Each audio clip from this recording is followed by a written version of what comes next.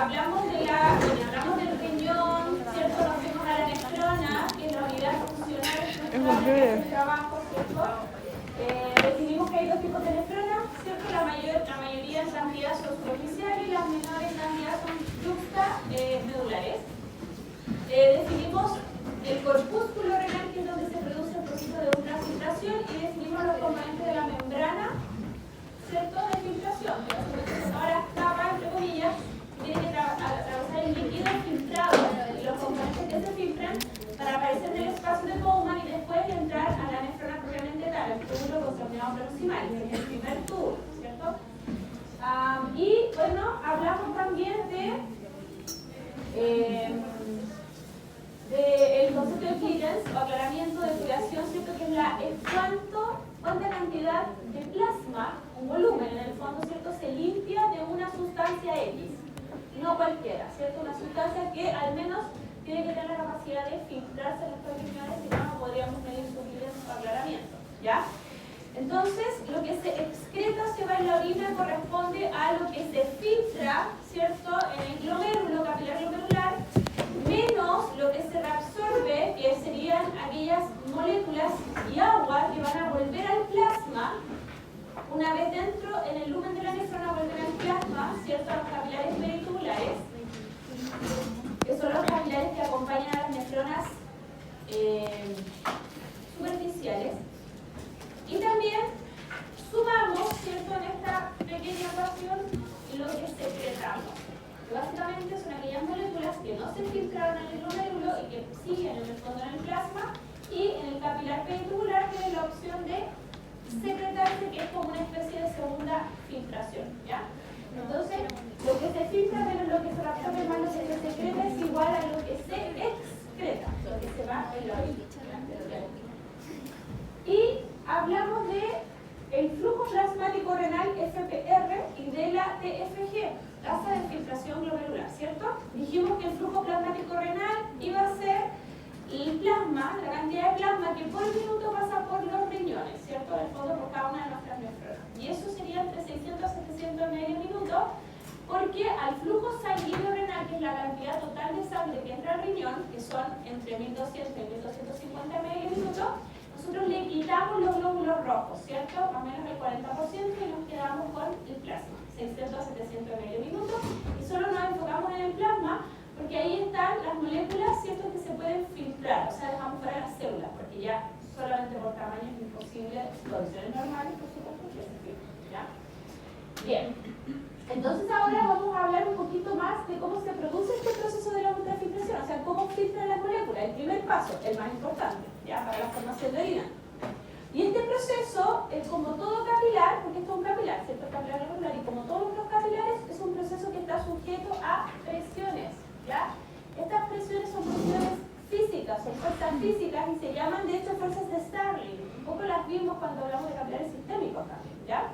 Son las mismas fuerzas que están acá, también, ¿cierto?, son aplicadas a nivel del capilar glomerular y en el espacio de Bowman, que es hacia donde se produce el filtrado, ¿ya?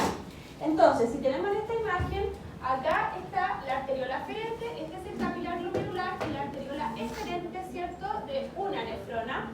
Acá tenemos el espacio de Bowman y la cápsula, por lo tanto esto es un corpúsculo, ¿cierto? Entonces, ¿qué vemos aquí? Las fuerzas, ¿ya? Son 4 fuerzas de Starling, pero básicamente son dos que están en el capilar glomerular y 2 que están en el espacio de Bowman y que ejercen fuerzas contrarias, ¿ya? Que lo vamos a ver ahora cómo funciona esto, ¿ya? La primera fuerza y la más importante sin duda es esta en verde, PGC. Es la presión hidrostática dentro del capilar glomerular, por eso el GC, capilar glomerular, ¿ya? Hidrostática, hidroagua, ¿cierto? Entonces es la fuerza que genera el volumen, ¿se entiende? El líquido dentro del capilar glomerular. ¿Quién determina el líquido que entra al capilar glomerular? ¿Cómo se determina de dónde viene? Vamos, idea, ¿de dónde viene ese líquido? El volumen que entra al capilar glomerular, ¿de dónde viene? Del plasma. ¿Y el plasma de dónde viene? De la sangre. ¿Y la sangre de dónde viene? Del corazón. Muy bien. Y el corazón tiene fuerza, no como bomba impulsora, ¿cierto? Lo vimos hace poco, por supuesto. Gracias a la fuerza del corazón, ¿cierto? Como bomba se genera nuestro gasto cardíaco, ¿cierto? Tenemos un volumen de sangre que circula, si no estaría detenido, ¿verdad? Bien, y la fuerza impulsora del corazón es alta, ¿cierto? Es importante. Por lo tanto, esta fuerza, la presión hidrostática dentro del capilar glomerular, como está determinada por el plasma, cantidad de plasma que entra al glomérulo, y a su vez el plasma depende de la cantidad de sangre, esto depende netamente del gasto cardíaco, ¿se entiende? Y el gasto cardíaco que le llega a los riñones, lo vimos ayer, es alto, ¿se acuerdan? Un 25%, por lo tanto es bastante, ¿ya? Entonces hay una fuerza importante, una cantidad de volumen que va a llegar constantemente al capilar glomerular. Esta fuerza, la fuerza que ejerce el líquido, entonces, el volumen en el capilar glomerular, flechita para abajo, en verde nos dice que favorece el filtrado. Es una fuerza que favorece el filtrado. Y al ser alta, se entiende que debiese predominar la filtración, ¿se entiende? Hacia abajo, ya, hacia el espacio de Bowman. Tengo una segunda fuerza en rojo, flechita para arriba, me dice que se opone al filtrado, ¿ya? Por eso va en rojo y flecha para arriba, se opone, ¿ya? Esa fuerza que se opone dentro del capilar glomerular es la fuerza de las proteínas dentro del capilar, ¿ya? Y esa fuerza aquí se llama presión oncótica. Onco es proteína, fuerza o presión oncótica, coloidosmótica, ya un término más antiguo quizás, ya, oncótica. Entonces, las proteínas se tienden a oponer al filtrado, ¿ya? Acá abajo, en el espacio de Bowman, tengo las mismas dos presiones que recién les mencioné, o sea, una presión hidrostática y una presión oncótica, pero la diferencia es que son del espacio de Bowman, BS, espacio de Bowman, ya en inglés. Entonces, aquí la presión oncótica del espacio de Bowman, la que genera las proteínas, se fijan ustedes que está en verde, por lo tanto nos dice que favorece el filtrado, ¿ya? Y en rojo tenemos la presión del espacio, hidrostática del espacio de Bowman, la del volumen líquido en el espacio de Bowman que se opone al filtrado, ¿ya? Entonces, insisto, son las mismas fuerzas que acá, pero con ejerciendo oposición, ¿se entiende? Ejerciendo la fuerza contraria, ¿ya? Entonces, aquí la presión hidrostática dentro del capilar glomerular, dijimos que era una fuerza alta, favorece el filtrado. La presión oncótica, la de las proteínas dentro del capilar glomerular, se opone al filtrado. Las proteínas no filtran con normalidad, por lo tanto se tienden a concentrar dentro del capilar y ejercen esta fuerza opositora al filtrado, ¿ya? Por acá tengo la presión de las proteínas en el espacio de Bowman que hace lo contrario, favorece el filtrado, ¿ya? Pero con normalidad, ¿cierto? Las proteínas no se filtran, ¿cierto? Por ende, esta fuerza debiese ser cero en condiciones normales, ¿se entiende? Aquí no deberían haber proteínas ejerciendo, ¿cierto? Esta acción de favorecer el filtrado del espacio de Bowman. Y la presión hidrostática, que es la del líquido del espacio de Bowman, se opone al filtrado, ejerce el efecto contrario. Se entiende que la presión hidrostática es el capilar glomerular, porque obviamente la filtración es hacia abajo, ¿no es cierto? Si acá empieza a crecer esta presión, la presión hidrostática del espacio de Bowman empieza a aumentar, ¿ya? Básicamente ustedes tendrían que imaginarse, o tenemos que pensar que se está juntando líquido acá, ¿se entiende la lógica? Porque aquí el filtrado va hacia abajo, ¿sí? Y como esto es como un embudo, en el embudo normalmente no se junta agua, porque básicamente el agua pasa inmediatamente hacia abajo, ¿no? Entonces acá pasa lo mismo. El líquido filtrado pasa al túbulo contorneado proximal rápidamente, entonces no debería acumularse acá líquido, ¿sí? Se me explico, como para que esa presión, que es la presión del líquido, la hidrostática del espacio Bowman, se eleve, ¿ya?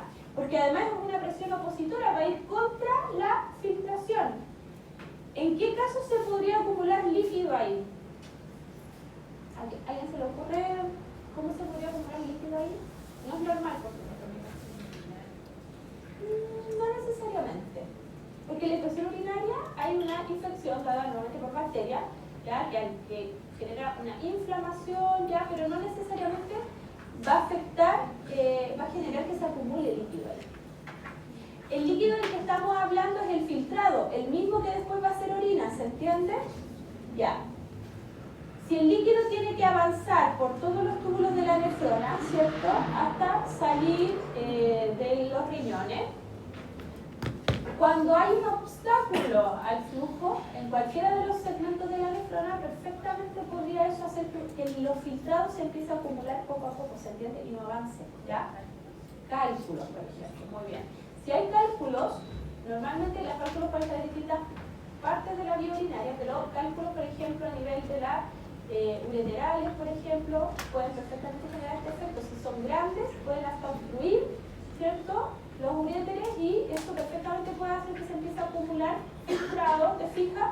Y empieza a elevarse esta presión, la presión hidrostática del espacio de Bowman. Y entendiendo que es una presión que se opone al filtrado, si esta se eleva, claramente va a reducir el filtrado, ¿se entiende? Entonces la persona puede filtrar menos en esta situación.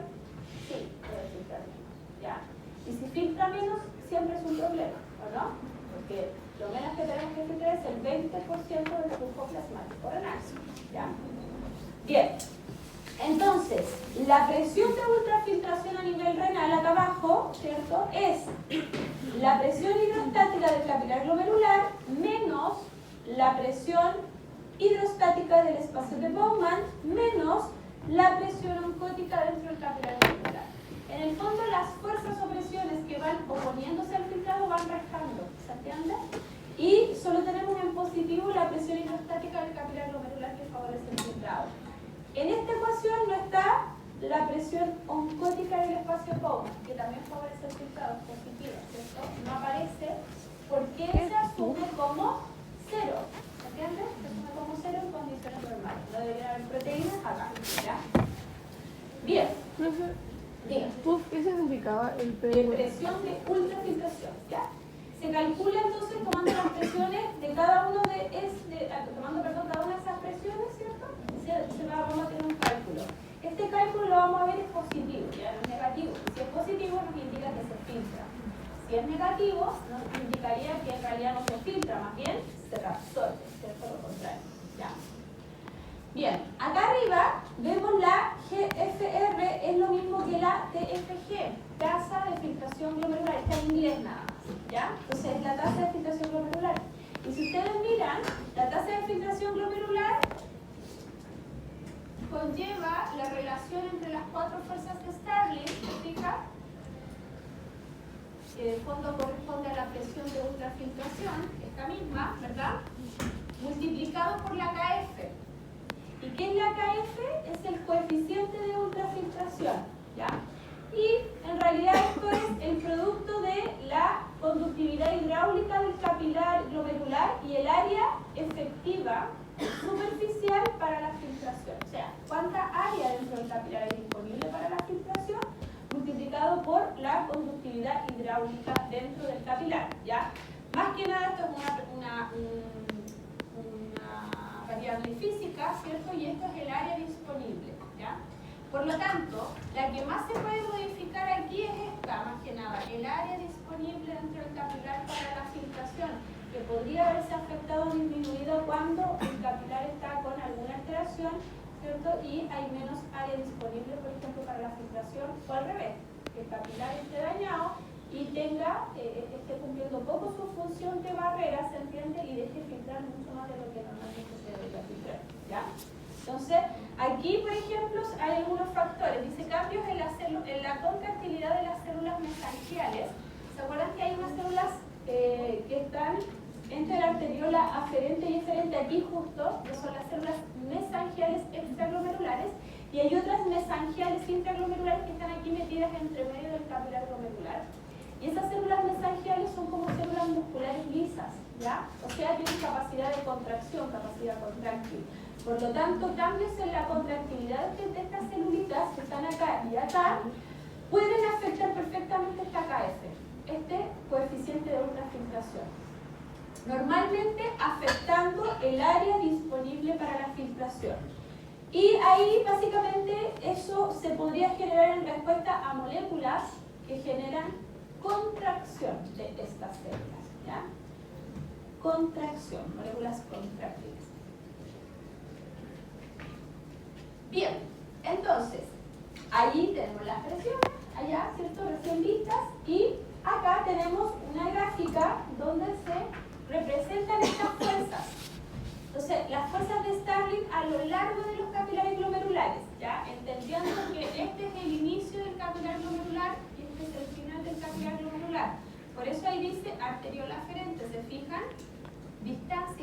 del capilar y terminamos en arteriola eferente, ¿ya?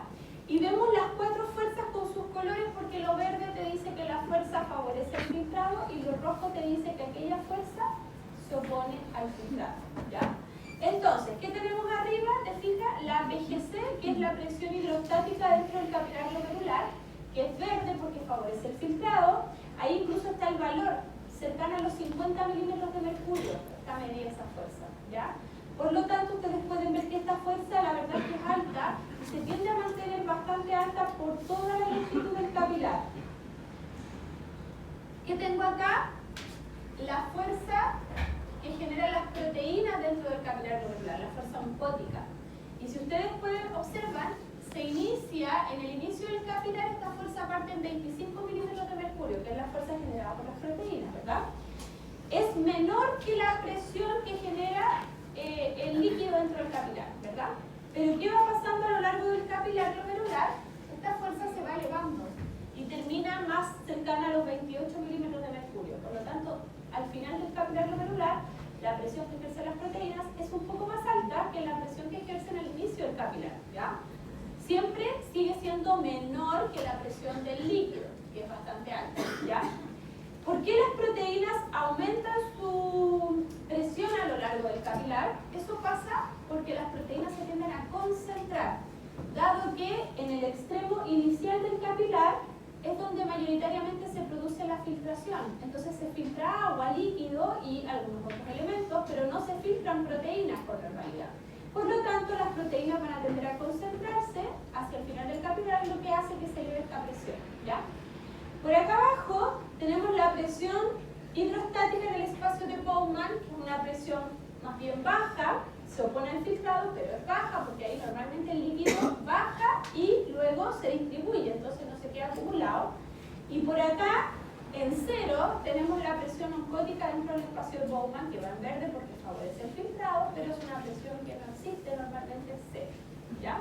Y eso se mantiene a lo largo de todo el capilar glomerular. Si nosotros miramos acá, lo que ocurre con la presión de ultrafiltración a lo largo del capilar glomerular, ¿cierto? Vemos lo mismo en términos de las fuerzas. En verde tengo la hidrostática, en rojo tengo la oncótica dentro del capilar glomerular, ¿cierto? ¿Y qué es lo que vemos acá? La diferencia que se produce entre ambas, entre la presión hidrostática y la presión oncótica, ¿cierto? Y vamos a ver que al calcularlo, esto es nos da un valor que es positivo. Y eso nos indica entonces que se filtra. ¿Te fijas? Flechita verde, que mayoritariamente se filtra. Y donde más se filtra es en el extremo inicial del capilar glomerular. O sea, ahí es donde se produce la mayor cantidad de filtración en nuestros capilares. Sigue filtrando hasta el final, pero filtra mucho más al inicio. Porque después, te fijas, la presión de las proteínas se va elevando un poco más, dado que las proteínas se empiezan a concentrar. Y lo que nos muestran acá es que cuando ya termina el capilar glomerular, estas fuerzas van a tender a equipararse, lo que genera que ya la filtración pare. ¿Se fijan? Porque obviamente esto tiene un inicio, tiene un fin, ya no va a estar filtrando, obviamente, todo el exterior capilar, sino que eso siempre es mayoritariamente al inicio. Y por acá vemos las dos fuerzas que están a favor de la filtración y por acá en rojo las dos fuerzas que van en contra de la filtración. Y en el fondo, entre las 4, entendiendo esta ecuación que vimos recién, podemos calcular la presión de ultrafiltración, que nos dice que la diferencia es mayor al inicio del capilar. Y ahí están con sus respectivos cálculos, ¿se fijan? En la terminal aferente y en la terminal eferente del capilar. Terminal aferente es la entrada del capilar glomerular y la terminal eferente es la salida que da hacia la arteriola eferente, ¿cierto? Entonces, ahí ustedes pueden ver las 4 fuerzas y sus respectivos valores, más o menos. Y se fijan que la primera fuerza, que es la presión hidrostática, se mantiene, varía muy poco hacia el final del capilar, se sigue manteniendo alta. La presión de las proteínas, que es la que sigue en el espacio de Bowman, es 0 siempre. La presión dentro del espacio de Bowman, prácticamente, ¿cierto? Baja, 15 milímetros de mercurio, porque ahí no se junta líquido. Y la presión oncótica dentro del capilar glomerular parte más bien cercana a los 25 y se va elevando, ¿cierto?, hacia el final. Los valores pueden tener ligeras variaciones, ya dependiendo de la referencia que uno use, pero más o menos están en estos rangos. ¿Por qué van en negativo algunas? Porque según la ecuación, las fuerzas que van en negativo son las que se oponen al filtrado. Entonces se hace el cálculo simple y ustedes pueden ver la diferencia. En la terminal aferente se genera un valor de 17 milímetros de mercurio versus la terminal diferente, que es la mitad en el fondo, ¿cierto? 8 milímetros de mercurio. Siempre positiva, ¿no? Lo que nos dice que filtra, pero filtra muchísimo más en el inicio del capilar, en la terminal aferente. Si esa presión de ultrafiltración, el valor nos da más alto todavía, ponte tú, no sé, 20, 30, ¿ya? Obviamente, uno tiene que entender que ese riñón o esos riñones están filtrando muchísimo más de lo que deberían. O sea, que la filtración estaría elevada. Y si la presión de ultrafiltración te da menor a este valor, ponte tú te da, qué sé yo, 10, te da 5 milímetros de mercurio, alguna fuerza está modificada, te fijas que está generando que la presión de filtración, de ultrafiltración, esté reducida, lo que te dice que esos riñones están filtrando menos, ¿cierto?, que lo que debería. Bien, ahí está lo que habíamos conversado ayer, el flujo plasmático renal, ¿cierto? Por minuto se mide, si uno lo midiera en el día completo, son 180 litros al día de plasma. El flujo plasmático, la tasa de filtración glomerular equivale al 20% del flujo plasmático renal. El valor teórico fisiológico es ese que está ahí, 125 ml por minuto. Ya ese es el valor teórico entendido para la tasa de filtración glomerular. Ahora uno tiene que saber que siempre debe ser el 20% del flujo plasmático renal y muchas veces puede variar el valor sutilmente dependiendo del flujo plasmático renal sobre el cual se esté calculando. ¿Ya? Lo importante es que tiene que ser el 20%. Y abajo, ¿cierto? Lo que vemos es, para entender cómo se calcula el flujo plasmático renal, que básicamente hay que restarle el hematocrito, lo que hablábamos y explicamos también ahora, ¿cierto? En el flujo sanguíneo renal le restamos, le quitamos el hematocrito y nos vamos a quedar con el plasma, que básicamente son esos 600 ml. Bien, acá estas gráficas nos están mostrando los cambios que se pueden generar, se fija en la presión de ultrafiltración, acá a su izquierda, se fija en relación al flujo plasmático, ¿ya? Al flujo plasmático renal que llega al glomérulo. Y aquí, ¿cierto?, vemos la normalidad, que es parecido a lo que veíamos hace un rato, lo que ocurre cuando el flujo plasmático renal en el fondo, ¿cierto?, es normal. Se produce una mayor filtración al inicio del capilar, ¿cierto?, que se va reduciendo hacia el final. ¿Qué pasa cuando el flujo plasmático renal que llega al glomérulo es bajo, es menor a lo normal? ¿Se fijan ustedes que la presión de ultrafiltración se va a reducir automáticamente? Porque si uno va a la ecuación, ¿cierto?, si se reduce el flujo plasmático renal, ¿cuál es la fuerza que se va a ver principalmente afectada? ¿Cuál fuerza estable o presión? ¿Cuál? Chicos, se reduce el flujo plasmático renal, se reduce la cantidad de volumen que nos llega al glomérulo. La presión hidrostática glomerular, obviamente, ¿cierto? Esa es la que se va a ver afectada y esa es la más importante, ¿cierto? Por lo tanto, si esa se reduce porque está reducido el plasma que le está llegando a los glomérulos, entonces, obviamente, la presión de ultrafiltración total se va a ver reducida, ¿se entiende? No van a ser los 17 milímetros de mercurio, probablemente va a ser menos, ¿ya? Y eso implica que esos capilares filtran menos, ¿te fijas? Y puede ser que sea tanto el problema que el capilar no filtre en toda su longitud, sino que se produzca, ¿verdad?, una disminución considerable de la filtración y haya parte del capilar que no filtre simplemente, ¿ya? Y acá vemos lo contrario, cuando el flujo plasmático, ¿cierto?, está elevado, o sea, le llega más plasma a los riñones, a los glomérulos en el fondo, ¿cierto?, que lo normal. En este caso, obviamente que la presión de ultrafiltración va a estar aumentada, ¿te fijas? Y ahí lo que ocurre, como ustedes pueden ver, lo amarillo representa la filtración, la presión de ultrafiltración, y podemos ver que esto amarillo está aumentado al inicio, pero la verdad es que se mantiene bastante elevado por toda la longitud del capilar. Lo que hace que estos capilares capilares en esas condiciones filtren mucho más que lo normal, ¿ya? Acá, en D, vemos la relación de la tasa de filtración glomerular TFG frente al flujo plasmático, que ya lo hemos explicado, ¿cierto? Entonces acá tenemos el flujo plasmático renal en 600 ml minuto, que sería el 100% de lo normal, ¿verdad? Y allá tenemos la tasa de filtración glomerular, que su 100% normal son esos 125 ml minuto.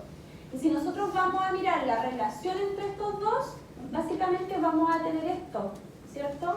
Que es la llamada fracción de filtración, FF, fracción de filtración, donde vemos el flujo plasmático renal en sus 600 ml minutos y vemos, ¿verdad?, la tasa de filtración glomerular, que sería este 20% o 0.2, fracción de filtración, 0.2. Si lo llamamos porcentaje, es el 20%. ¿Cómo se calcula esa FF o fracción de filtración? Tasa de filtración glomerular partido por flujo plasmático renal.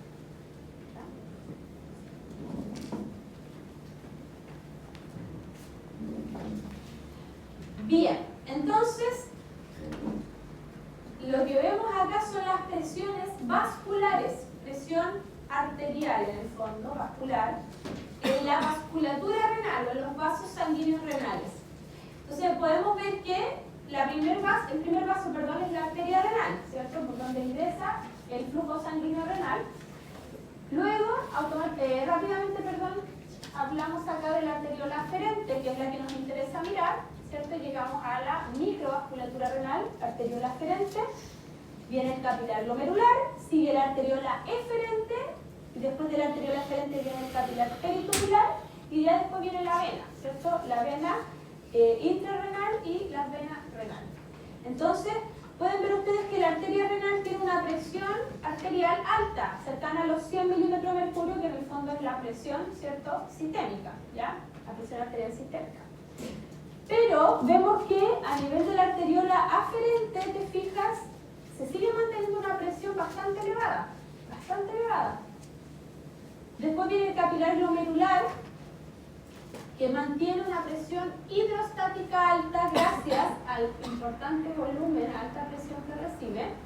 Y después, la arteriola eferente, que es la arteriola de salida, tiene una presión que es mucho menor que la presión de la arteriola aferente.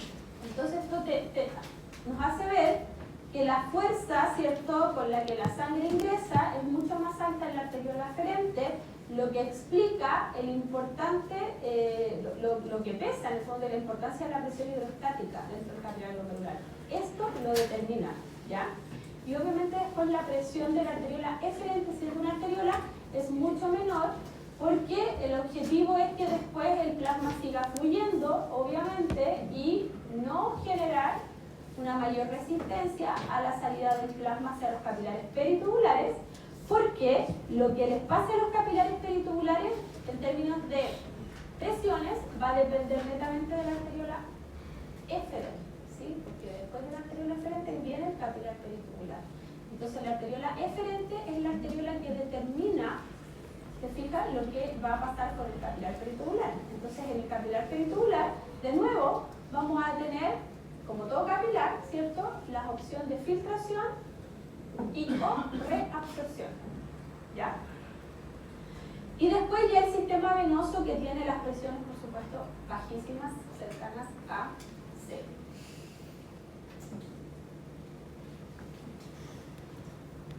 Bien, aquí está un poco lo que explicábamos recién de los capilares peritubulares. Si ustedes miran, los capilares peritubulares, que son esos capilares que van en la imagen al lado, ¿ya?, van paralelos a la nefrona, estos se forman después de la arteriola eferente, se forman los capilares peritubulares, segundo sistema capilar del riñón. Ya este es más parecido a un capilar sistémico, tiene un extremo arteriolar y un extremo venoso o venular, ¿ya? Entonces, los capilares peritubulares aportan nutrientes a los túbulos y recuperan líquido reabsorbido. ¿Se acuerdan que aquí, cuando hablábamos de cómo se forma la orina, decíamos que lo filtrado, ¿cierto?, es lo que se filtra acá, el ultrafiltrado en el glomérulo.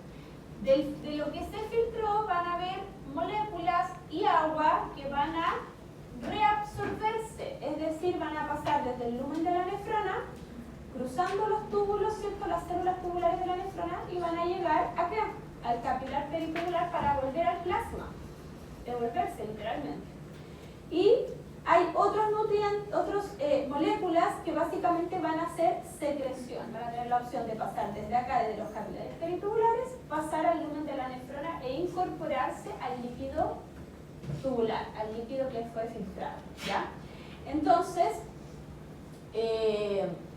básicamente, el mayor proceso que va a ocurrir en los capilares peritubulares lejos va a ser la reabsorción. Los capilares tubulares lo que más hacen es reabsorber agua, reabsorber solutos. ¿Por qué? Porque ayer igual veíamos, ¿se acuerdan que mencionábamos muchas moléculas en una tabla que se filtran sin ningún problema? ¿Se acuerdan? Por ejemplo, los iones, sodio, potasio, cloruro, el agua, por supuesto, la glucosa, ¿ya? Entre otros elementos, se filtran sin ningún problema en el capilar glomerular, ¿ya? O sea, pasan la barrera de filtración. Pero nuestro cuerpo, por ejemplo, no va a perder glucosa, ¿se entiende? No va a perder gran cantidad de iones, porque obviamente los requiere para su funcionamiento. Entonces, muchas moléculas que normalmente se filtran acá solo porque por tamaño y por carga pasan por la barrera de filtración, resulta que nuestro organismo las tiene que recuperar, ¿se entiende? Entonces, la forma de recuperarlas y de hacerlas volver a la sangre es mediante este proceso llamado reabsorción a nivel de los capilares peritubulares. Entonces, lo que más hacen estos capilares es reabsorber. Y si nosotros miramos en esta imagen, lo que nos están mostrando de nuevo son las presiones de Starling, que esto ya lo vimos recién, ¿cierto? Y cómo cambian las presiones, te fijas, saliendo por la arteriola eferente, ¿verdad? Y básicamente, por la arteriola eferente, dado que es una arteriola que tiene la presión muchísimo más baja que la presión de la arteriola aferente, ¿cierto? Que es lo que veíamos recién, resulta que eso genera que la presión hidrostática dentro del capilar peritubular sea bajita, ¿ya? Sea baja. Y se sigue manteniendo alta la presión de las proteínas. La presión oncótica dentro del capilar glomerular sigue siendo alta como presión oncótica dentro del capilar peritubular. Por lo tanto, si uno lleva esto a la misma ecuación, en el fondo, dado que acá la presión hidrostática es mucho más bajita, eso favorece que en vez de que el capilar libere moléculas, ¿se entiende? Filtre moléculas, se produce el proceso principalmente contrario, que es que el capilar reabsorba moléculas. ¿Ya? Reabsorba agua y otras moléculas. Entonces, es importante que la arteriola eferente tenga esta presión más baja para favorecer aquí en el capilar peritubular el proceso de reabsorción, ¿ya? Que aquí va a ocurrir bastante con varias moléculas. Bien.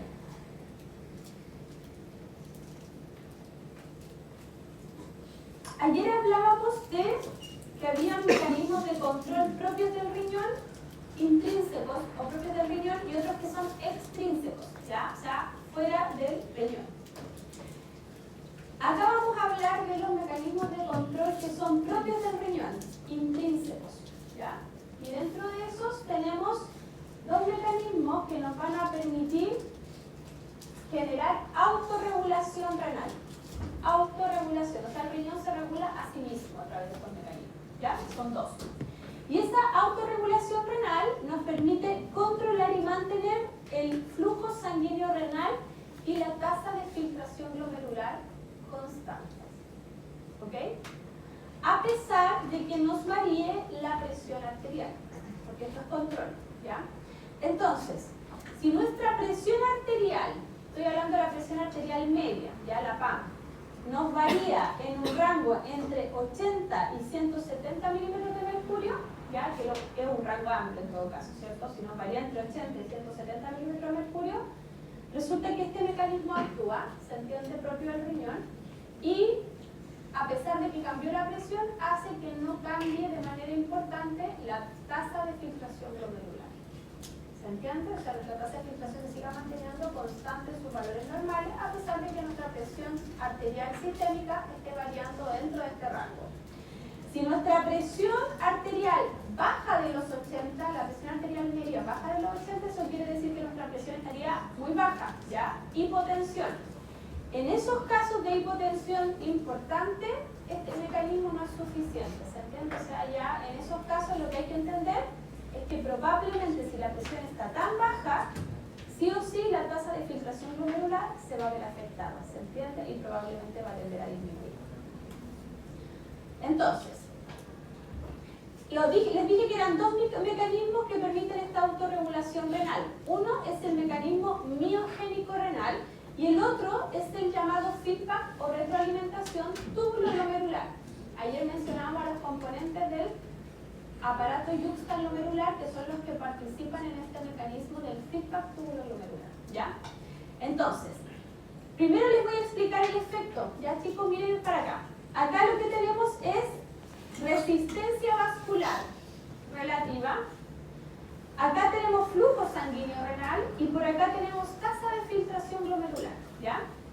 Entonces, lo que nos muestran acá en el gráfico son los cambios en la presión arterial en los que funciona este mecanismo que dijimos que era entre los 80 aquí y entre los 170, ¿ya? Por lo tanto, de aquí para allá funciona el mecanismo. Por eso ustedes ven que con menos de 80 de presión arterial, estos mecanismos no son suficientes para mantener la tasa de filtración glomerular y el flujo sanguíneo renal. Se van para abajo igual, ¿se entiende? Pero si estos cambios se producen en estos rangos, esto se tiende a mantener aunque hayan cambios en la presión. Eso es lo que nos están diciendo, ¿ya?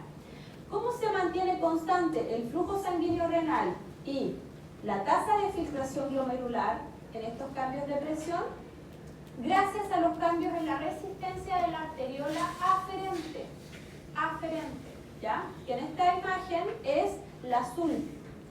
Entonces nos dice que si la presión arterial se empieza a elevar en este rango, ¿qué hace la arteriola aferente? Va para arriba, aumenta su resistencia. Acuérdense que la resistencia vascular la entendemos como valor normal 1. Si la resistencia vascular está por sobre 1, quiere decir que hay vasoconstricción, ¿cierto? Aumenta la resistencia por vasoconstricción. Si la resistencia baja de 1, es lo contrario. El vaso se relaja y hablamos de vasodilatación, disminución de la resistencia, ¿ya? Y la arteriola que principalmente se modifica frente a nuestros cambios de presión en este rango es la arteriola aferente, que aumenta su resistencia porque se contrae, vasoconstricción. La arteriola eferente en esta gráfica es la verde, la verdad es que se mantiene con su resistencia normal, que sabemos que es una resistencia, ¿cierto?, que está cercana a 1 y no se modifica a pesar de que nos cambie la presión. Por lo tanto, estos mecanismos de la autorregulación, que es el mecanismo miogénico y el feedback túbulo-glomerular, van a provocar vasoconstricción de la arteriola aferente para poder controlar nuestra tasa de filtración glomerular y finalmente nuestro también flujo sanguíneo renal, ¿ya? Constante. ¿Cómo funciona esto? El mecanismo miogénico primero, ¿cierto? La respuesta miogénica. Funciona de esta forma, mio es músculo, ¿ya? Por lo tanto, esto funciona cuando se eleva la presión, ¿estamos de acuerdo? Dijimos 80 y 170, ¿cierto? Se eleva la presión, ¿cierto? Si se eleva la presión, se va a tender a elevar inicialmente el flujo de sangre que le va a llegar a la arteriola aferente, ¿te fijas? O sea, de pronto le va a llegar una sangre con una mayor presión, lo que va a hacer que la arteriola haga este mecanismo, ¿sí? Acuérdense que es un músculo liso, entonces se distiende literalmente, ¿ya? Eso es lo que pasa inicialmente, se distiende, se estira.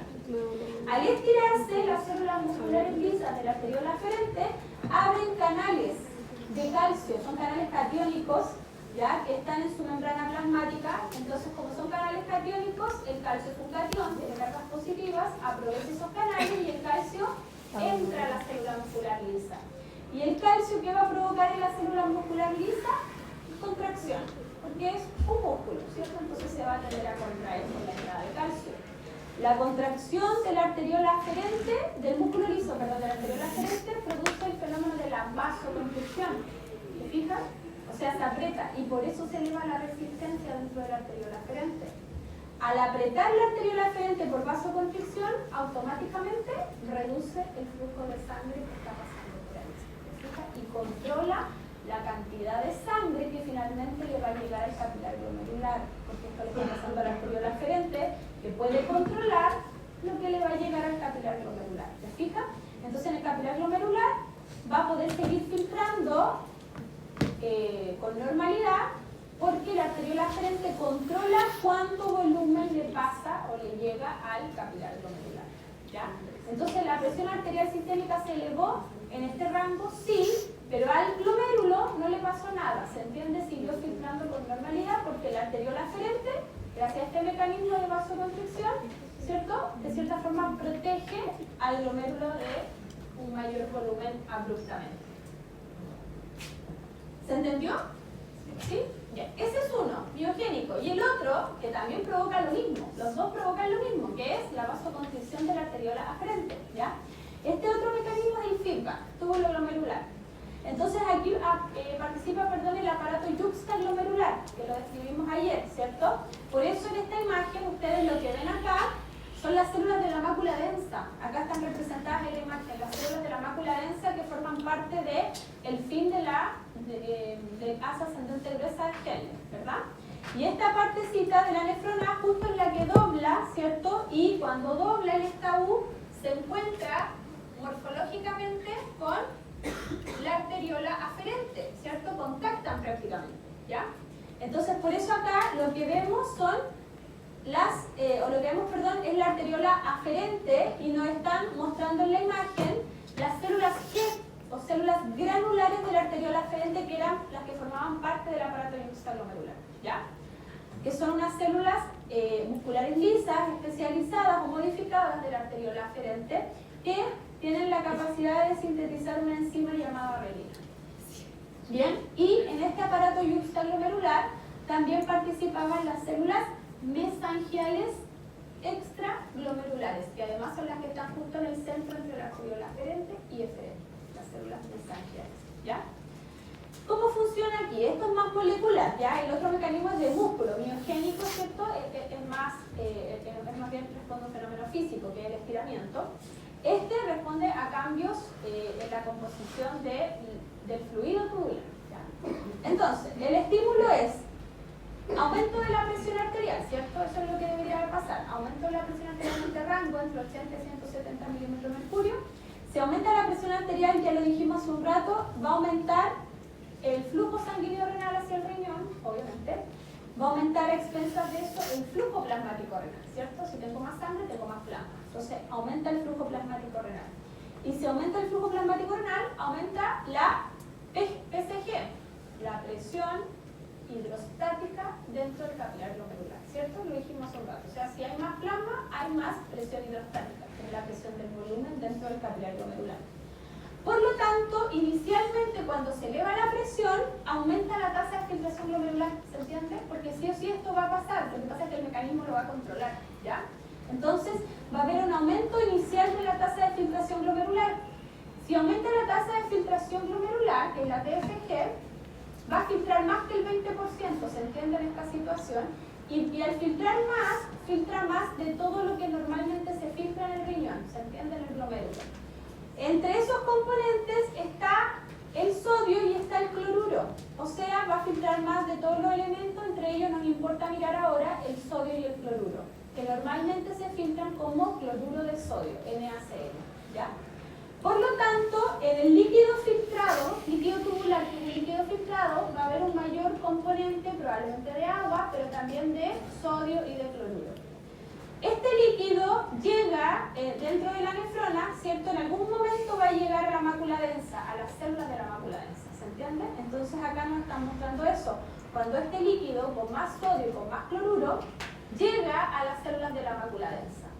Y resulta que en las células de la mácula densa hay un transportador en su membrana apical que transporta sodio, cloruro y potasio. Si está llegando más sodio y más cloruro en el líquido tubular a las células de la mácula densa, entonces este transportador transporta más, ¿se entiende? O sea, ingresa más sodio, ingresa más cloruro, ¿ya? Porque hay más sodio y más cloruro en el líquido tubular. Y resulta que la entrada de sodio, cloruro y potasio, sobre todo del sodio con sus cargas positivas, tiende a generar una despolarización dentro de las células de la mácula densa, abriendo canales de calcio y permitiendo la entrada de calcio a las células de la mácula densa, ¿ya? ¿Qué va a provocar el aumento de calcio dentro de las células de la mácula densa? La liberación de ADO, adenosina. ADO es la abreviación de adenosina. Entonces las celulitas de la mácula densa responden a este aumento finalmente en el calcio, liberando adenosina. ¿Ya? La adenosina se forma a partir del ADP, por cierto. Por eso está relacionado al ADP en la imagen, ¿cierto? ¿Y qué hace esta adenosina que libera la mácula densa? Actúa en las células G, las células granulares de la arteriola aferente. Por eso estaban cerquitas morfológicamente, ¿ya? Entonces la adenosina se une a sus receptores de adenosina expresados en las células granulares de la arteriola aferente.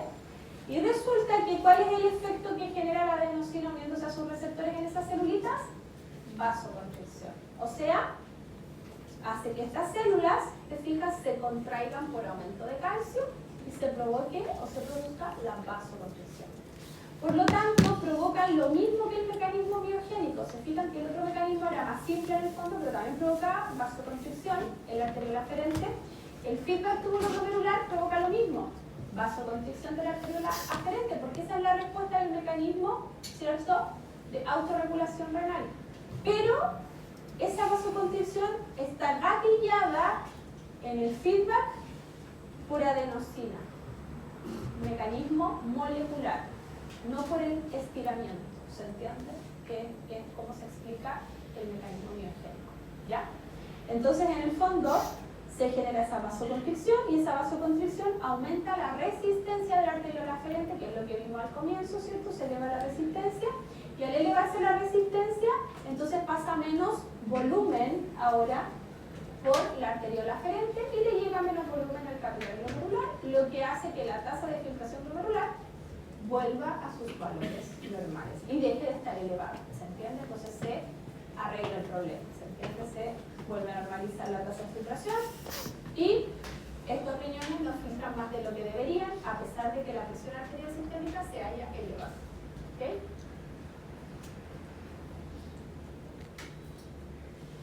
Bien, ¿se entendió hasta ahí, chicos? ¿Sí? Ya. Ahora vamos a hablar del transporte a nivel renal de algunos solutos importantes. El sodio. El sodio es un ion, ¿cierto? Ion, a su vez un soluto, ¿cierto? Como muchos. Importante y que, como hemos visto, se filtra, ¿ya? Se filtra sin problemas a nivel renal. Del sodio que filtramos en el glomérulo, ¿cierto? Resulta que, como ustedes pueden leer ahí, cerca del 70% del sodio filtrado se devuelve, o se reabsorbe, ¿ya? Y esa reabsorción ocurre en el túbulo proximal. Eso es lo que muestra esta imagen, ¿ya? Entonces acá en A lo que tenemos es el túbulo contorneado proximal y obviamente que se ve una serie de mecanismos, pero en el fondo lo que nos están diciendo es que la mayor cantidad del sodio que se filtró en el glomérulo, ya en el túbulo proximal se reabsorbe, o sea, vuelve a la sangre, ¿se entiende? ¿Y cómo vuelve? Por un mecanismo de reabsorción, que pasa desde el líquido tubular dentro del túbulo proximal, el sodio se reabsorbe y se devuelve hacia los capilares peritubulares, vuelve a la sangre, ¿ya? ¿Cómo lo hace el sodio para volver? Se transporta junto a la glucosa en el túbulo proximal, ¿ya?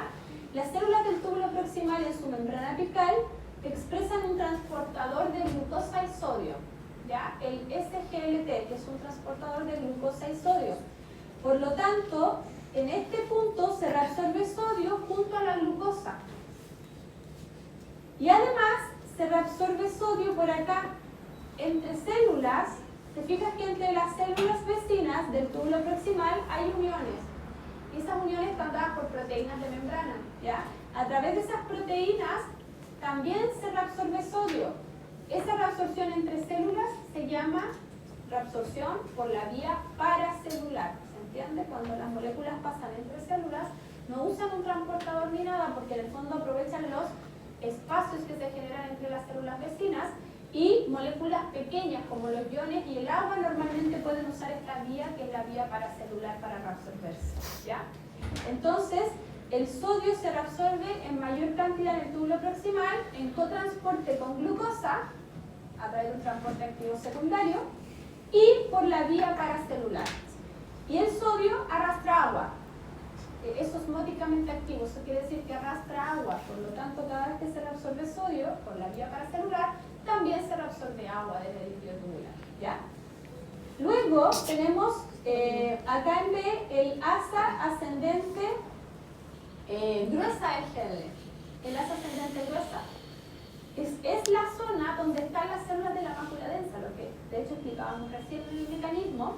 Y resulta que el asa ascendente gruesa de GL reabsorbe el 25% del sodio que queda todavía en el líquido tubular. ¿Se entiende? Porque acá se reabsorbe cerca del 70% y todavía queda aproximadamente un 30% de sodio. Por lo tanto, el asa de GL reabsorbe un 25% del sodio que va quedando. ¿Y cómo lo reabsorbe? Si ustedes observan, a través de ese transportador que recién explicábamos en el mecanismo del feedback tubuloglomerular. Transportador de las células de la mácula densa que reabsorbe sodio, potasio y cloruro. Por lo tanto, el sodio aquí se reabsorbe en cotransporte con potasio y con cloruro. Y además hay, se fija, ingreso o reabsorción de sodio por la vía paracelular también, que es lo que nos muestran ahí. Y lo último que queda de sodio, ¿cierto? Se termina de reabsorber acá en el túbulo contorneado distal, que absorbe el 5% del sodio que queda, junto al cloruro. Y por último, las células del túbulo, este es el túbulo conector, y las células del túbulo conector cortical terminan de reabsorber el 3% del sodio que queda en el filtrado, ¿ya? Y acá son principalmente las células principales que ya se expresan en esta última parte de la nefrona, las que reabsorben el sodio por canales de sodio en su membrana luminal, ¿ya? Entonces, si uno suma esto del 100% del sodio que filtramos, porque el sodio lo filtramos en el capilar glomerular sin ningún problema, es chiquitito, es un ion, ¿cierto? Cruza la barrera de filtración. Casi todo el sodio, casi el 99% del sodio, vuelve al plasma, vuelve a la sangre, ¿se entiende? Por todos estos mecanismos que tiene la nefrona en sus distintos segmentos para reabsorberlo. La mayor reabsorción, túbulo proximal, ¿ya? Acuérdense que el túbulo proximal tiene células que tienen una amplia capacidad de absorción dada su amplia membrana apical. El cloruro, también se filtra el cloruro sin problemas y también vuelve de manera importante a nuestro plasma, no se va en la orina, ¿cierto? Es muy poco lo que se va en la orina. Entonces, en el túbulo proximal, que sería esto, el cloruro se reabsorbe principalmente por la vía paracelular, entre células, ¿ya? Se reabsorbe por la vía paracelular. Y normalmente las diferencias en la concentración entre el líquido tubular y el intersticio son los que determinan las moléculas que puedan cruzar por la vía paracelular, ¿ya? Por lo tanto, el sodio que está más, el cloruro que está más concentrado acá, ¿cierto? Se va a estimular que pase por la vía paracelular hacia el intersticio y del intersticio los capilares peritubulares. Y el sodio también arrastra agua, ¿ya? Por lo tanto, favorece el sodio también, el cloruro, perdón, la osmosis, que es la reabsorción de agua. Junto a cloruro y junto a sodio, en el túbulo proximal se reabsorbe una gran cantidad de agua filtrada. O sea, de todo el agua que filtró, el 65% se reabsorbe en el túbulo proximal, gracias a la reabsorción de sodio y a la reabsorción de cloruro por la vía paracelular. Luego allá tenemos la última parte del túbulo proximal, que es el túbulo recto proximal, donde también hay reabsorción de cloruro, ¿te fijas? Pero acá el cloruro ingresa por transportadores de cloruro, ¿ya? Y estos transportadores de cloruro participan en esta parte del túbulo proximal también, en el equilibrio ácido-base. ¿Ok? Y sigue permaneciendo transporte paracelular de cloruro. Ahí tenemos sodio y tenemos cloruro. ¿Qué pasa ahora con la glucosa? Cuando vimos glucosa, vimos que la glucosa se filtra sin ningún problema en el capilar glomerular. O sea, se filtra tanto como se filtra el sodio, como se filtra el cloruro, el agua, ¿ya? Por lo tanto, nosotros dejamos salir la glucosa desde el plasma hacia el líquido tubular, sí, ¿ya? Sí. Pero, claramente, nuestro cuerpo no va a perder glucosa, porque la glucosa, ¿cierto?, la vamos a usar, ya saben, para muchos procesos energéticos metabólicos muy importantes, ¿ya? Por lo tanto, toda la glucosa que filtramos, toda, tiene que volver al plasma. Aquí no es el 99%, es el 100% de la glucosa vuelve al plasma. Eso es lo normal, ¿ya? Entonces, ¿cuáles son esos mecanismos para que la glucosa vuelva? Si ustedes miran acá la nefrona en esta imagen, lo que nos muestran acá es que el 100% de la glucosa está en el túbulo contorneado proximal, entendiendo que el 100% de la glucosa se filtra. ¿Se entiende? Eso es lo que nos dicen, que se filtra sin ningún problema, ¿ya? Entonces, de la cantidad de glucosa que haya filtrado, va a depender de la glicemia o cantidad de glucosa que uno tenga en la sangre, ¿se entiende? Pero vamos a filtrarla sin ningún problema, ¿ya? Por lo tanto, del 100% de glucosa que uno haya filtrado, ¿sí?, resulta que lo que nos muestran es que el 98% se devuelve o se reabsorbe específicamente en el túbulo contorneado proximal. Ahí. Y nos queda un 2% restante de glucosa por reabsorber, porque se reabsorbe toda, el 100%, ¿se entiende? Y ese 2% restante se reabsorbe acá, en el túbulo recto proximal. Por lo tanto, después del túbulo proximal ya no hay glucosa en nuestro filtrado, ¿se entiende? En nuestro líquido tubular. Cero glucosa, eso es lo normal, ¿ya? O sea, acá en el asa de Henle ya no entra glucosa, ya es cero, ¿sí? ¿Y cómo se reabsorbió la glucosa? Se reabsorbió en el túbulo contorneado proximal y en el túbulo recto proximal. Se reabsorbió en cotransporte con sodio. Ese es el mecanismo, es un cotransporte con el sodio. Porque nuestro túbulo proximal, en su membrana apical, expresa este transportador, el SGLT, que expresa los dos tipos de SGLT que tenemos, SGLT tipo 2 y SGLT tipo 1, ¿ya? Los SGLT en inglés son transportadores de glucosa y sodio, eso significa like, glucosa y sodio, ¿ya?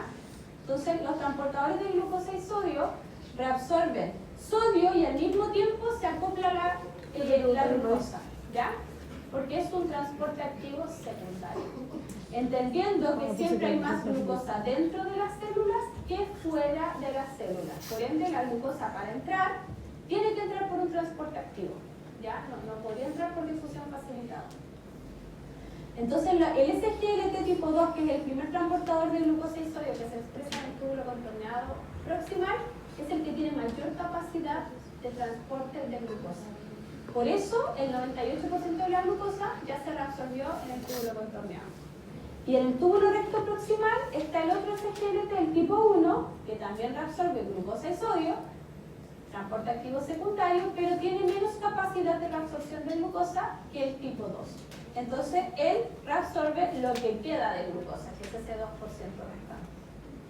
Luego, la glucosa tiene que salir de la célula por la membrana vasolateral y llegar a los capilares peritubulares para volver a la sangre, ¿cierto? Volver a nuestro plasma. ¿Y cómo sale por membrana vasolateral?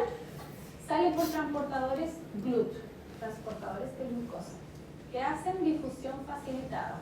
Y ahí sí funciona porque la glucosa se va a estar concentrando dentro de la célula, como está entrando, ¿cierto? Se está concentrando acá, por ende, por gradiente de concentración, sale desde acá hacia allá. Entonces se expresan los GLUT, transportadores de glucosa tipo 2 y transportadores de glucosa tipo 1.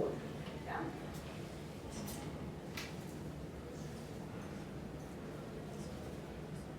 ¿Y qué vemos acá? Acá abajo, en esta parte de abajo de la gráfica, está el aclaramiento o clearance de glucosa. Aclaramiento o clearance de glucosa. Entonces, si nosotros miramos, en este eje, en el eje Y, está el aclaramiento clearance de glucosa medido en ml minuto, que es como se mide el clearance. Y en el eje X tenemos concentración de glucosa en el plasma o glicemia, que es la concentración de glucosa en plasma, ¿ya? Entonces, si ustedes observan, el aclaramiento de glucosa o clearance renal de glucosa es 0.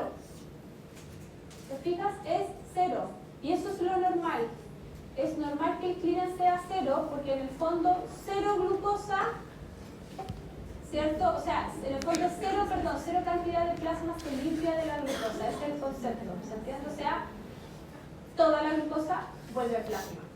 No hay cantidad de plasma que quede libre o limpio de glucosa, ¿se entiende? Entonces su aclaramiento clearance renal es cero. Y siempre que un aclaramiento o clearance renal de una molécula sea cero, implica que esa molécula no aparece en la orina, no se va en la orina. ¿Te fijas? ¿Por qué? Porque volvió completamente al plasma o la sangre. ¿Pero qué nos muestra esta gráfica? Que si la concentración de glucosa en el plasma de la persona se eleva por sobre los 200 miligramos por decilitros, ya es unos niveles de glucosa bastante altos. Normalmente eso pasa en personas con diabetes, ¿ya? ¿Qué ocurre? El clearance de glucosa empieza a hacerse positivo, o sea, ya no es cero y empieza a haber clearance de glucosa. Entonces, cuando una persona tiene mucha glucosa en el plasma, hiperglicemia, y supera ese valor, resulta que empieza a perder sí o sí glucosa en la orina. Y en este caso decimos que se presenta glucosuria. Glucosa en la orina, ¿ya? ¿Por qué aparecerá glucosa en la orina cuando hay mucha glucosa en el plasma?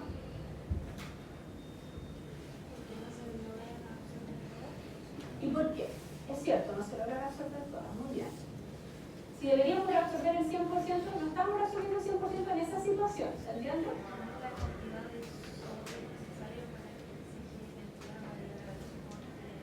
¿Será el sodio el problema o será el transportador? ¿Y qué le pasa a los transportadores cuando hay un exceso de soluto? Se saturan, muy bien a los dos, muy bien. Se saturan. Entonces, si hay tanta glucosa que se ha filtrado porque la persona está con una hiperglicemia importante, entonces, ¿qué pasa? Los transportadores SGLT van a llegar a su tope, o sea, se van a saturar, te fijas, solo por concentración, porque todos los transportadores tienen su capacidad máxima de transporte, ¿cierto? Entonces, estos transportadores están todos transportando glucosa, pero el problema es que la glucosa que se está filtrando es demasiada, entonces no dan abasto, no pueden hacerlo más rápido, o sea, ya están a su tope, y toda la glucosa que no se está reabsorbiendo, ¿dónde se está yendo?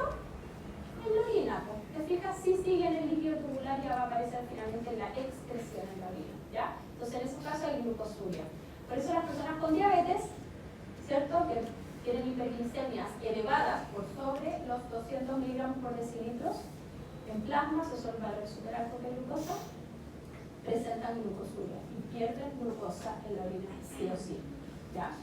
No porque su organismo lo quiera, es porque se supera la capacidad de transporte, ¿cierto?, de los SGLT, que son los transportadores de glucosa. Y esto lo vemos acá, explicado en este otro gráfico arriba. Este gráfico es un gráfico que se llama gráfico de carga filtrada, reabsorbida o excretada de glucosa. Nos muestra tres rectas. Carga filtrada, carga reabsorbida o carga excretada de glucosa, solo de glucosa. Entonces acá tenemos las cargas de glucosa, donde la recta amarilla representa la carga filtrada de la glucosa. La roja representa la carga reabsorbida de glucosa y la verde la carga excretada de glucosa. Y acá abajo tenemos concentración plasmática de glucosa o glicemia, ¿ya? Que nos muestran en 2 unidades de medida por si acaso. Acá está en miligramos por decilitros, que es como normalmente medimos la glicemia, y acá abajo está en milimolar, está transformada en milimolar, nada más, ¿ya? Entonces, ¿qué vemos? Mientras más glicemia uno tenga, más glucosa filtra, ¿te fijas? Aumenta la carga filtrada, porque la glucosa se filtra sin ningún problema en el capilar glomerular. Entonces, si yo tengo 10, estoy inventando, tengo 10 de glucosa, voy a filtrar 10 de glucosa, ¿se entiende? Entonces, la carga filtrada va paralela a la concentración de glucosa en plasma. Pero ¿qué nos muestra la curva en rojo? Nos muestra que toda la glucosa que está siendo filtrada al mismo tiempo está siendo reabsorbida, por eso van paralelas, ¿te fijas?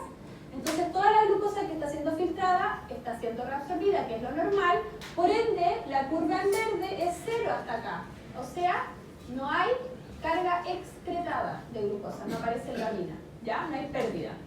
Sin embargo, cuando superamos este punto crítico llamado umbral plasmático para la glucosa, que está medido entre 180 y 200 miligramos por decilitros, aquí resulta que se separan.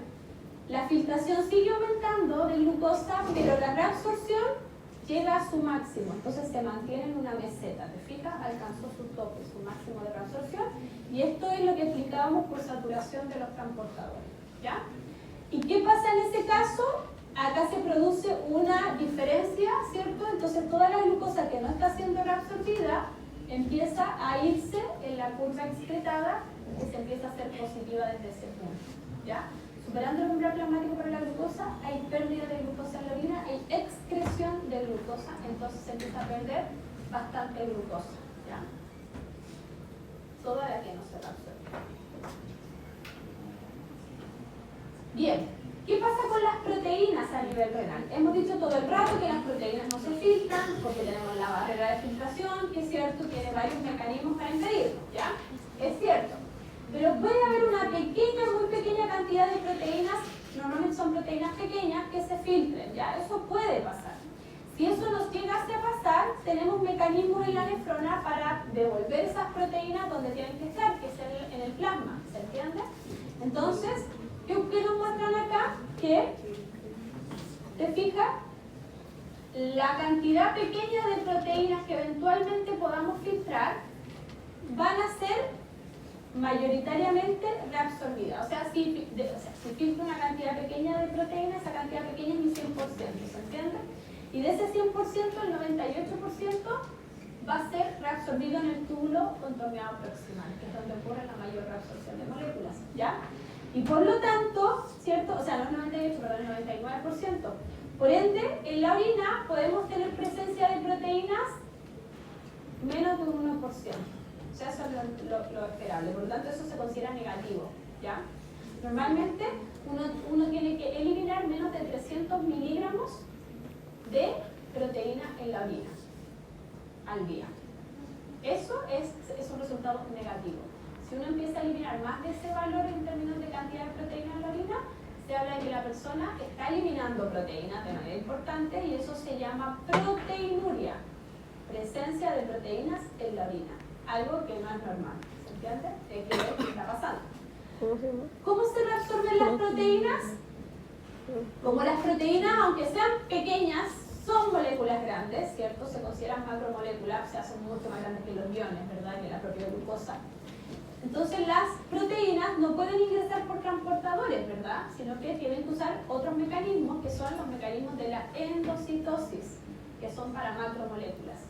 Entonces las proteínas en el túbulo proximal se endocitan, ingresan por membrana apical, se forma una vesícula, te fijas que este es el mecanismo de endocitosis habitual, y dentro de las células del túbulo proximal las proteínas son degradadas y finalmente los aminoácidos que constituyen las proteínas salen por la membrana vasolateral y vuelven al plasma, vuelven como aminoácidos libres, ¿ya? Entonces esa es la forma en que nosotros reabsorbemos las proteínas.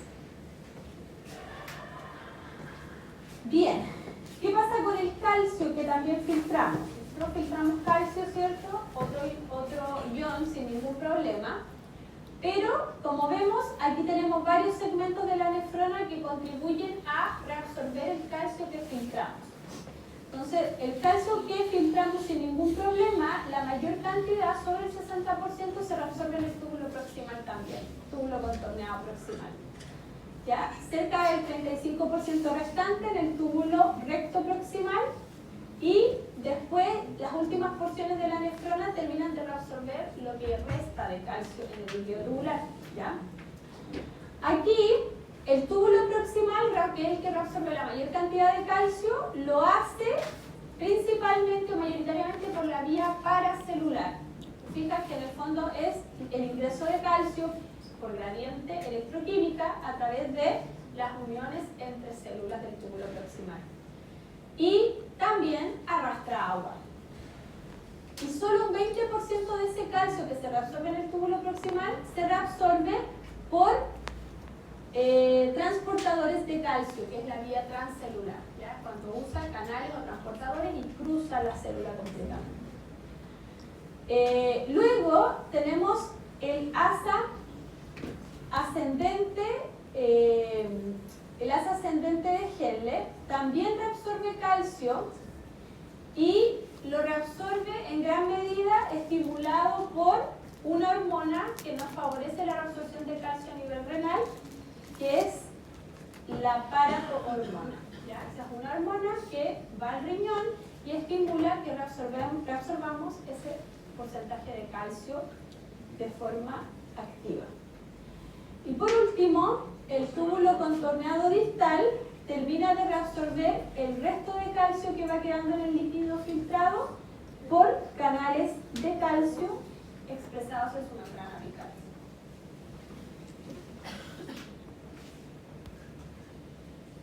Bien, y hasta aquí vamos a llegar hoy día, paramilipurato, ¿ya? Esto es lo último.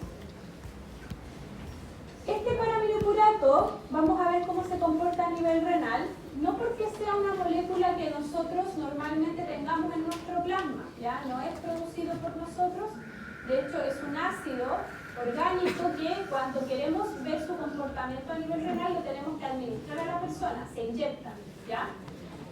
Pero es interesante de mirar, silencio chicos, es interesante de mirar porque el paramilipurato cuando se inyecta y llega a la sangre, ¿cierto? Circula, va a llegar a las nefronas, resulta que se va a filtrar a nivel del capilar glomerular, pero su mayor concentración y porcentaje va a ser secretado al túbulo recto proximal. Por lo tanto, ¿para qué se usa este paramilipurato? Para ver cómo está funcionando principalmente la secreción de la persona. Porque esta molécula lo que más hace es secretarse. Es una de las pocas que se pueden secretar. ¿Cómo se secreta este paramilipurato? Lo hace en el túbulo recto proximal y acuérdense que la secreción es cuando las moléculas pasan desde el capilar peritubular al lumen de la nefrona. ¿Ya? Es lo contrario a la reabsorción. Por lo tanto, lo que hace este paramilipurato, este ácido orgánico, es que de los capilares peritubulares pasa por la membrana vasolateral de las células del túbulo proximal y utiliza estos transportadores que son transportadores de aniones orgánicos que expresamos ahí. Son transportadores que no son exclusivos de paramilipurato, son usados por distintos aniones orgánicos, entonces el paramilipurato puede usar estos transportadores que tienen afinidad por él y los aprovecha para ingresar a la célula. Y después sale por transportadores de aniones también por la membrana apical. Y de esa manera el paramilipurato vuelve al lumen de la nefrona y se incorpora al líquido tubular por este proceso llamado secreción. ¿Okay? Entonces el paramilipurato se filtra y mayoritariamente se secreta. Y por último, ¿cómo es su aclaramiento? Acá está expresado. Este es sutil en su aclaramiento del paramilipurato. Lo que vemos acá es aclaramiento del paramilipurato en ml minuto y acá la concentración plasmática de este paramilipurato. Y lo que vemos es que si el paramilipurato está a bajas concentraciones en el plasma, su aclaramiento es bastante elevado, cercano a los 600 a 700 ml minuto. Por lo tanto, esta molécula, si se administra a concentraciones bajas, resulta que cuando pasa por nuestros riñones, se va completamente en nuestra orina. Ya esa es la gracia que tiene. Por filtración más, sobre todo, secreción, el paramilipurato se va completamente de nuestra sangre y aparece en la orina. Y cualquier molécula como este paramilipurato tenga esa capacidad de salir de nuestro organismo cuando pasa por nuestros riñones, nos permite evaluar indirectamente el flujo plasmático renal, la cantidad de plasma que pasa por nuestros riñones. Entonces este paramilipurato permite evaluar secreción y además indirectamente el flujo plasmático renal. Dado que su aclaramiento a concentraciones bajas alcanza los valores del flujo plasmático renal, entre 600 y 700 ml minuto. Si se administrase a concentraciones más elevadas, efectivamente su aclaramiento va a ir reduciéndose y eso pasa por lo mismo que pasa con la glucosa. Los transportadores a mayor concentración de paramilipurato se saturarían o se saturan y entonces el paramilipurato se empezaría a quedar en la sangre y no se iría completamente en nuestra vida. ¿Ya? Entonces, para estudiar este paramilipurato en pacientes se buscan concentraciones bajitas y permite evaluar secreción principalmente, indirectamente flujo plasmático renal. Bien, ya chicos, hasta ahí llegamos hoy día. Nosotros la próxima semana terminamos renal. Ya nos queda prácticamente una clase.